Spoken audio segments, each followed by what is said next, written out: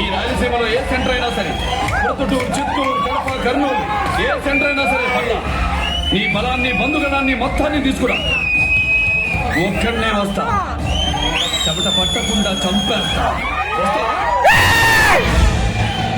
మళ్ళీ నువ్వు గాని నీ కొడుకులు గాని తప్పు చేస్తే తల తీసేస్తా, నరికేస్తా.